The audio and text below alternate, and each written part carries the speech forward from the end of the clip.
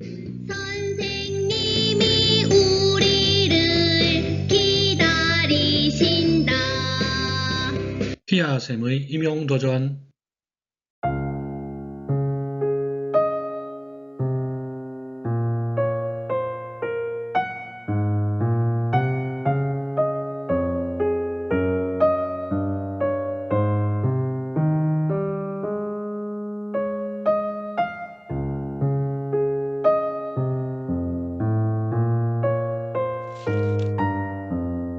이 문항은 두 가지 평가 요소를 포함하고 있습니다.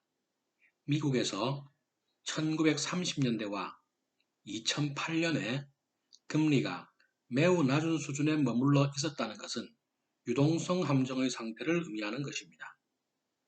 일본 정부가 제로금리 정책을 지속한 이유는 당시 기업의 투자의 이자율 탄력성이 매우 낮다고 보았기 때문입니다. 따라서 이 문항을 통해 학습해야 할 것은 유동성 함정과 투자의 이자율 탄력성에 관한 것입니다. 1, 2, 3, 5번의 오답은 제시문과 전혀 관련이 없는 내용입니다. 그래서 오답풀이라고 할 것도 없습니다. 이런 문항의 오답을 매력적으로 생각했다면 이른바 관광수험생이라 볼 수밖에 없습니다. 시험장의 분위기나 다른 응시자는 얼마나 공부했을까에 관심을 가지면서 정작 자신은 합격해야겠다는 생각도 없고 공부도 하지 않았던 응시자들을 이른바 관광수험생이라 합니다. 이 영상을 보시는 분들은 관광수험생이 아닐 것이라 믿습니다. 이 문항을 해결하기 위해서는 다음과 같은 두 가지의 선수 학습 요소를 이해하고 있어야 합니다. 먼저 투자는 이자율의 감소 함수입니다. 화폐 수요 함수는 세 가지 동기로 구성되는데 투자적 동기의 화폐 수요에서 유동성 함정을 이해하기 위해 이자율과 채권 가격이 역의 상관관계에 있다는 사실을 파악하고 있어야 합니다. 그림은 통화정책의 전달 경로에 관한 케인지안의 주장을 나타내고 있습니다. 여기서 쟁점이 되는 것은 1단계부터 3단계까지의 내용입니다. 먼저 1단계에서는 화폐 수요의 이자율 탄력성이 비탄력적일수록 통화정책의 효과가 크게 나타납니다.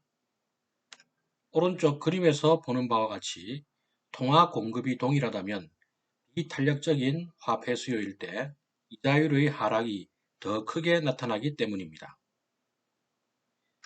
이때 화폐 수요의 이자율 탄력성이 극단적으로 탄력적인 경우를 유동성 함정이라 합니다. 2단계에서는 투자의 이자율 탄력성이 클수록 통화정책의 효과가 크게 나타납니다. 케인지안들은 투자의 이자율 탄력성이 비탄력적이라 주장합니다. 3단계에서는 투자가 총 수요의 변화에 미치는 투자 승수가 클수록 통화정책의 효과가 크게 나타납니다. 그림은 이자율의 변화에 따른 화폐 수요의 변화를 보여주고 있습니다. 먼저 A점에서는 매우 높은 이자율 수준이므로 채권 가격이 매우 낮은 상태입니다. 이때 화폐 수요는 모두 거래적 또는 예비적 동기의 화폐 수요이며 투자적 동기의 화폐 수요는 제로가 됩니다. B점은 투자적 동기와 거래적 예비적 동기의 화폐 수요가 공존하는 상태입니다. C점은 매우 낮은 이자율 수준이므로 채권 가격이 매우 높아서 채권 구입의 유인이 사라지고 화폐 수요가 극대화되는 상태입니다. 이처럼 매우 낮은 이자율 수준에서 화폐 수요가 극대화되는 경우를 유동성 함정이라 합니다. 유동성 함정의 상태에서 화폐 공급을 통한 통화정책은 이자율의 변화를 유도할 수 없으므로 정책 효과를 기대하기 어렵습니다. 이자율은 투자에 상당한 영향을 미치는 변수입니다. 수식은 투자가 이자율의 감소 함수임을 보여주고 있으며 여기서 B의 크기는 투자의 이자율 탄력성이 됩니다. 여기서 고전압파는 투자가 이자율에 민감하게 반응하므로 B 값이 매우 크다고 주장을 합니다. 반면 케인지아는 투자가 이자율에 반응한다는 사실에 대해 회의적인 시각을 지니고 있습니다. 그래서 B 값이 매우 작다고 주장합니다.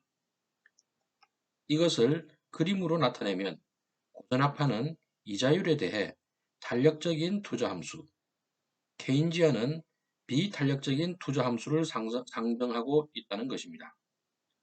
이렇게 투자의 이자율 탄력성이 달라지면 동일한 수준의 이자율 하락에 대해 투자 규모가 달라지게 됩니다.